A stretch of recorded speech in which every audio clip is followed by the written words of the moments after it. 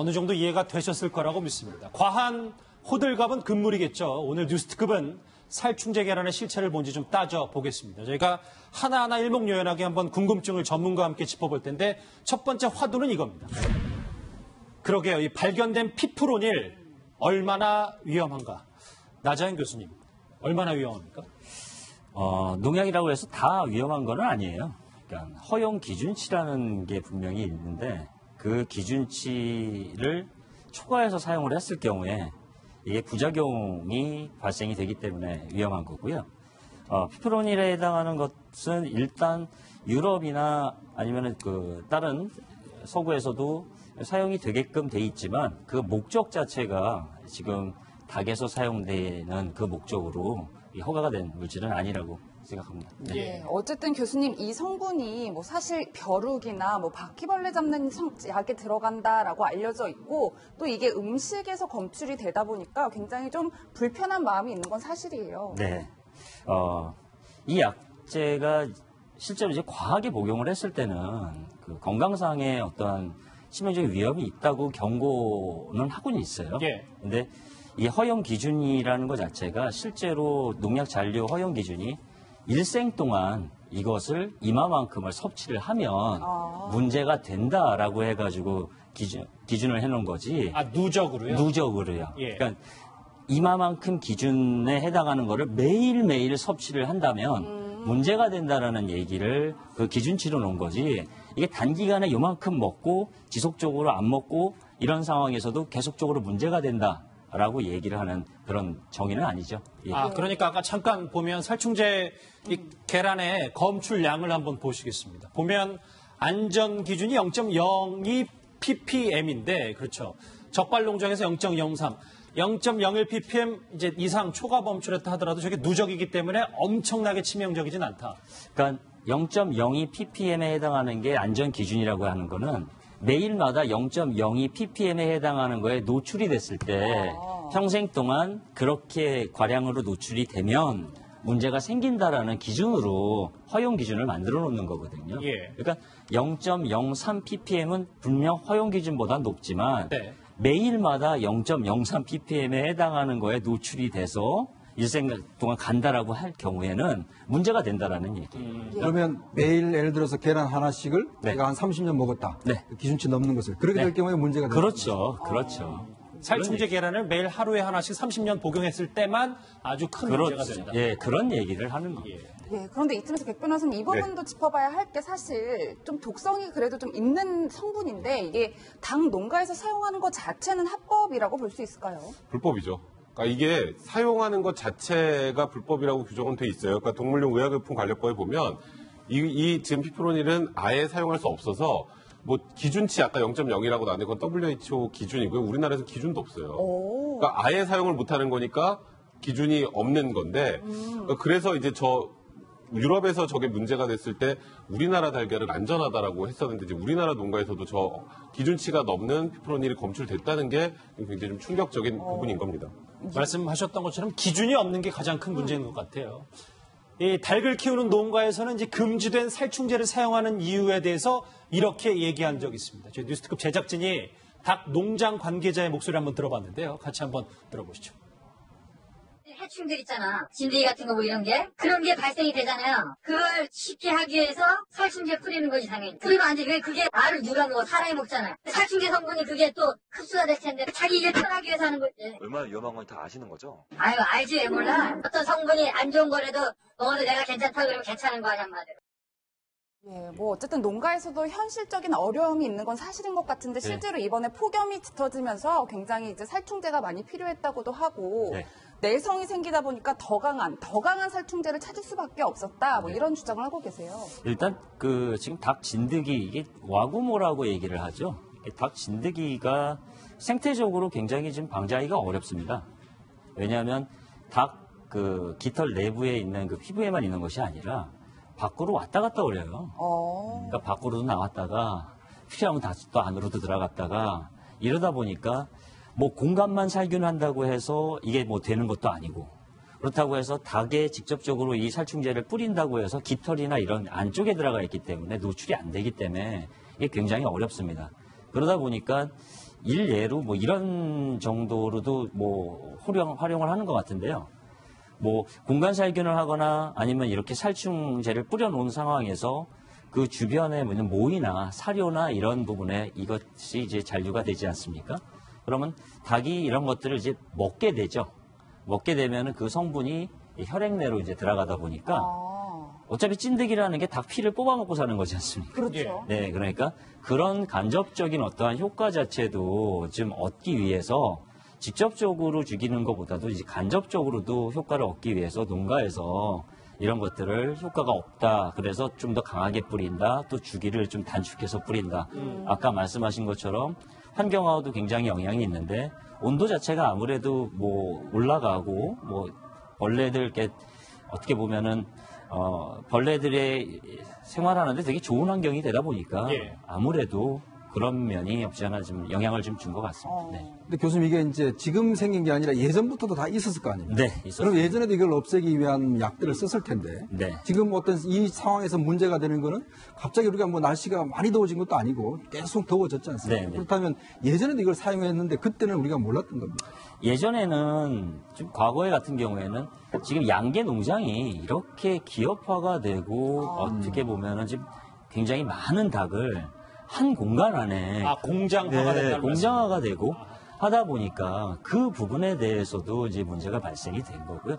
오히려 그 문제를 좀 더 한 가지 문제를 근본적으로 해결하지 않은 상태에서 환경이 이렇게 되다 보니까 좀 더 키워진 그런 문제들이 있는 거죠. 문제 피프론일은 이제 누적이 되기 때문에 물론 위험은 하지만 엄청나게 걱정할 건 아니다. 뭐 이런 얘기인데. 자, 살충제 계란 두 번째 오해와 진실. 사실 저거 제일 궁금한 건 도대체 우리가 어디까지 먹어야 하고 아예 먹지 말아야 하냐일 텐데요. 제 앞에 저희가 뭐 지금 대형마트 세 곳은 일단 계란 출하 그리고 계란 판매를 중단했지만 저희가 그 전에 언론으로서 좀 어렵게 계란을 구해왔어요. 뭐 여기는 지금 계란이 딱 6알밖에 없는데 저희 아까 자막으로 잠깐 하긴 했지만 나 교수님. 하루에 7개 이상 초과해서 먹으면 치명적인 손상이 있다. 이런 보도가 나왔습니다. 예. 사실입니까? 달걀에 얼마만큼이 들어가 있는지 그 누적된 그 지금 문제가 되는 피프론이라는 것이 성분이 얼마가 들어가 있는지도 잘 모르는 상태에서 그냥 단순히 생체중만 갖고 아까 말씀드린 그 허용 기준치 있지 않습니까? 예. 그 기준치 대비 사람 생체 내로 들어갔을 때 얘네들이 얼마만큼 누적이 되고 갈 수 있느냐만 그냥 산술적으로 계산을 해서 그냥 달걀 7개라고 얘기를 한 것 같아요. 근데 실제로 섭취를 할 때 어떤 방식으로 섭취를 하느냐 또 그 안에 그 지금 65kg라고 똑같은 어떤 그 체중을 갖고 있지만 지금 나의 상태, 건강 상태가 어떻느냐 그다음에 굉장히 많은 변수들이 작용을 하죠. 그렇겠죠. 단순하게 하루에 7알 이상 먹으면 위험하다라는 거는 어떻게 보면은 안전에 해당하는 부분에 대한 과학적인 데이터가 없이 그냥 안심에 해당하는 부분만 포커스를 맞춰서 얘기를 한 것 같아요. 예, 실제로 저희가 이제 제일 문제가 되는 거는 안전에 해당하는 기준을 가지고 과학적으로 얘기를 해줘야 되는데 단순히 그 안전에 대한 기준 자체가 합당하더라도 안심 쪽으로 이게 약간 정서적인 어떤 안심 쪽으로 이걸 몰고 간단 말이죠. 그렇게 되면은 어떤 과학적인 데이터를 안전 위주로 놨는데도 불구하고 안심에 해당하는 거를 안전에 해당하는 데이터가 이거를 나와줄 수가 없어요. 그러니까 정확하게 실제로 7개냐 뭐 몇 개냐 이게 중요한 것이 아니라 지금 현재 이것을 날로 먹느냐 아니면은 뭐 가공을 해서 먹느냐 그때에 따라서 얼마만큼에 해당하는 성분 자체가 뭐 줄어드냐 또 이것을 지금 현재 있는 체중이 얼마인 사람이 이 정도를 향후 지속적으로 평생 동안 먹느냐 아니면 단순에 해당하는 이 부분을 먹느냐에 해당하는 거에 따라서 좀 달라진다라고. 예, 교수님 저도 참 이 부분이 궁금한 게 네. 사실 저 오늘 아침만 해도 달걀을 하나 먹었단 말이에요. 네네네. 조류독감 때 저희가 열을 가하면 네. 먹어도 무방했잖아요. 네네. 달걀을 뭐 찌거나 삶거나 혹은 뭐 계란 후라이를 해 먹거나 하면 좀 괜찮을 수 있지 않을까요? 일단 AI 같은 경우에는 그게 이제 생물이었어요. 아무래도 바이러스 쪽이었는데 그거는 이제 열을 가하거나 하면은 내부에 있는 단백질이나 이런 것들이 변성이 되고 하다 보니까 안전하다라고 이렇게 말씀을 많이 했죠. 근데 실제로 화학 성분에 해당하는 거는 뭐 아주 특별한 어떠한 가공 과정이나 이런 것들이 뭐 이거를 제거를 하기 위한 표적이 되는 가공 과정이 없으면 그렇게 쉽게 많이 전체의 양이 다 제거되지는 않지만 그래도 가공이나 이런 거를 하면서 자연적으로 분해가 될 수도 있고 그다음에 이거 자체가 성분 자체가 많이 희석이 돼버리면서 문제가 안 될 수도 있죠. 자, 그러면 당분간은 날달걀을 안 먹는 게 좋다고 봐야 되는 거예요. 안전 기준 자체가 만들어지기 전까지는 아하, 네, 그렇습니다. 근데 이제 가공해서 그래도 날달걀보다는 괜찮다고는 말씀해 주셨는데 네네. 지금 이제 이 피프로닌 문제는 유럽에서 먼저 시작이 되지 네. 않았습니까? 네. 최근 들어서 오스트리아에서 그 가공 제품 마요네즈라든지 뭐 이런 가공 제품에 관련해서 80개 제품에서 이렇게 전수조사를 해봤더니 18%에 해당하는 제품이 지금 피프로닌이 검출이 됐다 하면서 기준치에 미달하는데도 불구하고 그 제품들을 전부 회수 조치를 하겠다라고 지금 국가에서 지금 발표를 했거든요. 네네.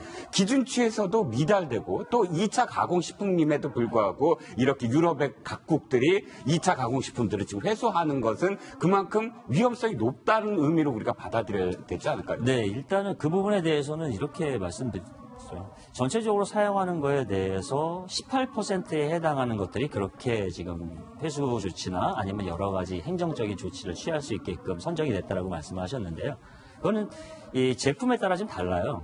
그러니까 저희가 그냥 어떠한 식품 원료로 저거 날달걀을 그냥 쓰는 것이 있는가 하면 저 달걀 자체를 더 농축을 시켜가지고 그 농축된 원료 자체를 사용을 할 수도 있는 상황이거든요. 그러니까 단순하게 그 양이 이게 달걀 하나에 대한 양이 아니라 그것을 얼마만큼 농축한 원료를 썼느냐에 따라서도 많이 달라지는 거예요. 그러니까 살충제 계란의 이 오염도에 따라서 달라진다는 말씀이시죠? 그렇죠. 그게 이제 원료 자체를 그냥 하나만 들어가느냐 아니면 똑같은 양이 들어가는데도 그거를 좀 더 가공을 해서 농축을 시킨 어떤 란 자체가 들어가느냐. 마요네즈 같은 네, 그렇죠. 그러니까 그거에 대한 문제인 거고요. 식품에 해당하는 부분에서도 이 살충제를 검사를 할 수 있는 시험 성적이나 시험 방법들은 굉장히 많습니다. 예. 그러니까 그 부분에 대해서 어떠한 원료에 해당하는 계란 원료를 어떤 방식으로 가공해서 쓸 때 이거에 해당하는 것들이 어느 정도 들어가면 문제가 된다라는 것 자체에 대한 안전 기준이 필요하다는 거죠. 제가 뭐 지금 살충제 계란을 들고 있는 건 아니고 일단 시중에 갖고 있는 계란, 글쎄 이 계란이 지금 많이 귀해졌은 건 확실합니다. 나 교수님. 계란은 그렇다 치고 그러면 닭고기는 저희가 먹어도 되는 건지에 대한 궁금증도 많아요. 네. 일단 육계하고 양계하고 나뉘는데요. 그러니까 저희가 먹는 닭을 이제 육계라고 얘기를 하죠. 예. 육계하고 양계는 실제로 그 사육하는 농장 자체의 구조가 좀 달라요. 그러니까 육계에 해당하는 부분은 좀 어떻게 보면 풀어놓고 키우죠. 양계는 어떻게 아파트처럼 이렇게 철장에 좀 넣어서 이렇게 키우는데요. 육계 같은 경우는 뭐 병아리서부터 시작을 해서 어느 정도 출하되는 기간 자체가 있기 때문에 장기간에 걸쳐가지고 뭐 이렇게 놓거나 하는 건 아닌 것 같아요. 제가 보기에는. 그리고 자기네들이 이제 돌아다니면서 하다 보니까 와그모가 되게 좋아하는 그것이 뭐냐면 그 닭찐득이가요.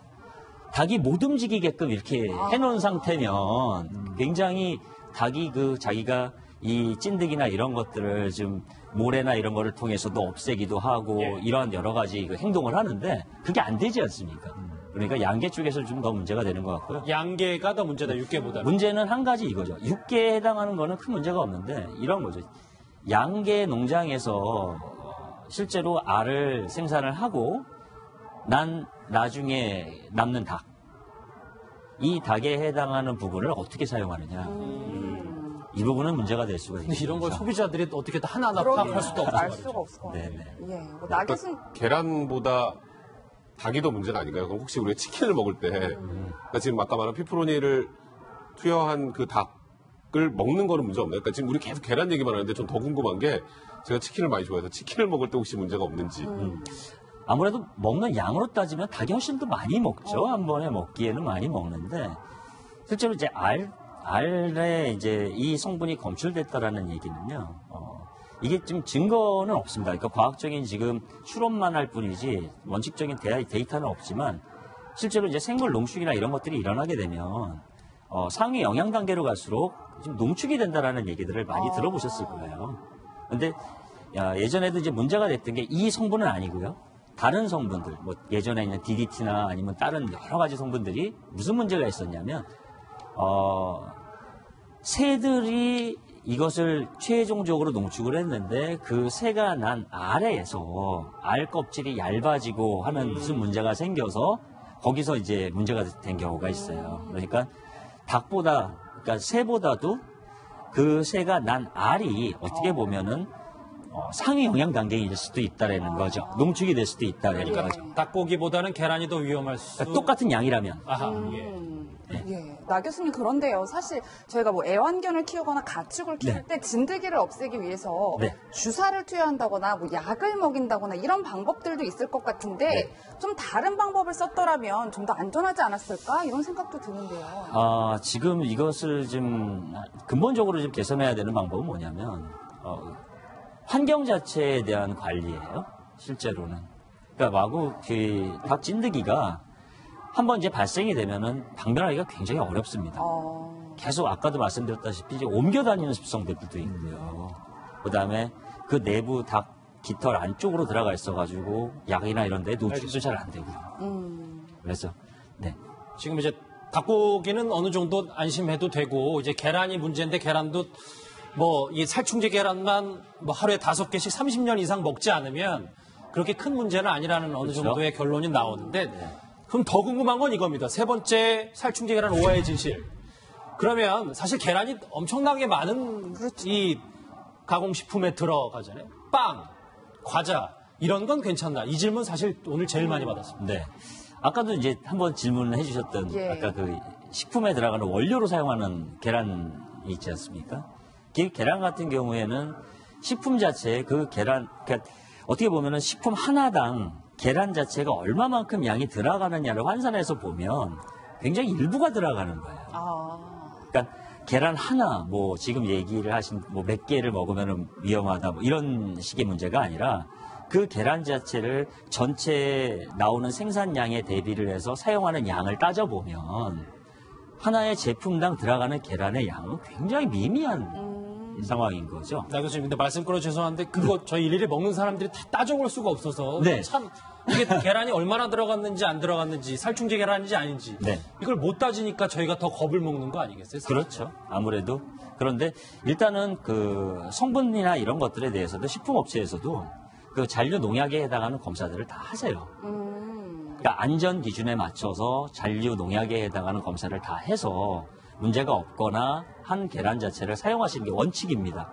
또 HACCP나 아니면 여러 가지 인증에 해당하는 위생에 해당하는 것들을 지키고 있기 때문에 그렇게는 하는데 실제로 이제 아까도 말씀드렸다시피 안전 기준 자체가 이렇다고 해도 지금의 문제는 안전에 대한 문제가 아니라 안심에 해당하는 문제지 않습니까? 소비자들이 안전 기준이 이렇게 높이 기준이 높다고 하더라도 이제 시청자들은 이 부분보단 이 밑에 있어야 우리가 안심하고 먹으니까. 네네. 그러니까 그 안심에 해당하는 부분은 어떠한 과학적인 기준에 해당하는 거 갖고서는 해결할 수 있는 문제는 아니고요.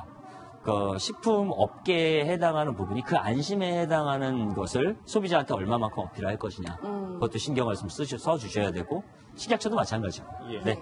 교수님 사실 그런데 저희가 걱정하는 이유는 이 먹는 사람의 상태도 중요하다는 말씀을 해주셨는데 사실 빵이나 뭐 과자, 마요네즈 같은 게 참 어린이들이 즐겨 먹잖아요. 뭐 아기들이나. 근데 완벽하게 건강하다, 면역 체계가 구축이 됐다라고 볼 수가 없기 때문에 엄마들은 굉장히 걱정할 수밖에 없을 것 같아요. 이게 뭐 물론 아예 이게 안전한 물질이다라고는 말씀을 못 드리겠지만 아까도 말씀드렸다시피 그 물질에 해당하는 것 자체가 이런데 안전 기준이 이래서 그게 확립이 돼서 안전하다라고 얘기를 하는 상황에서는 그 너무 막 안심 쪽으로 너무 몰고 가셔가지고 가볍게 얘기하면 빵과 과자는 이제 원래 섭취하던 대로 먹을 수 있다는 얘기죠. 그렇죠. 그게 만약에 지금 살충제에 해당하는 계란에 해당하는 그 성분 자체가 검출이 안 되는 계란을 쓴다라고 하면 뭐 충분히 그럴 수도 있고요. 그런 거 자체를 쓰지도 않겠지만 만약에 모르고 아니면은 뭐 검사를 자체를 했는데도 불구하고 일부라도 나와도 식품업계는 아마 안 쓰실 거예요. 알겠습니다. 그게 큰 문제가 있으니까. 묵문일지 모르겠지만 노른자와 흰자는 상관없습니다. 큰 변화는 없는데 아무래도 저희가 이제 신체적으로 보면은 노른자 쪽 안에 어떻게 보면은 많이 성분들이 농축이 되겠죠. 그러니까 만약에 오염물질이 있더라도 노른자 통에 더 있을 것입니다. 날계란, 노른자 그리고 많이 계란을 꾸준히 살충제 계란을 섭취하는 건 무섭지만 나머지 일단 괜찮아 보인다. 알겠습니다. 자, 그러면 이번 살충제 계란 파문에 대해서 정부는 도대체 어떤 대책을 마련 중인지 저희가 좀 궁금해서 전화 연결 좀 직접 만나보도록 하겠습니다. 식약처 대변인실의 신영민 식품팀장 전화 연결돼 있습니다. 팀장님 안녕하십니까? 네, 안녕하십니까? 바쁘신 와중에 연결 감사합니다. 혹시 지금 살충제 계란에 대해서 조사는 어느 정도까지 진행이 된 상태입니까? 네, 지금 문제가 돼 있는 그 피브론이 검출된 그 농장이 한 곳입니다. 이 한 곳에서 판매된 곳이 네 곳이고요. 예. 현재 지금 문제가 되고 있는 계란에 대해서는 유통 판매를 금지시켰습니다. 예. 그리고 이곳에 지금 저희 식약처 직원이 파견해서 조사를 진행하고 있습니다. 예, 팀장님 사실 이제 앞으로 계란을 영영 안 팔 수는 없는 문제이기 때문에 구체적인 대책 어떻게 마련하고 계신지가 좀 궁금한데요. 예, 지금 저희 식약처에서 예. 이제 계란에서 검출된 피프로닌 검출값을 가지고 먹어도 되는지 안전한지를 확인하기 위해서 위해 평가를 진행하고 있습니다. 또 그리고 농식품부에서 어제 보도자를 발표했는데요.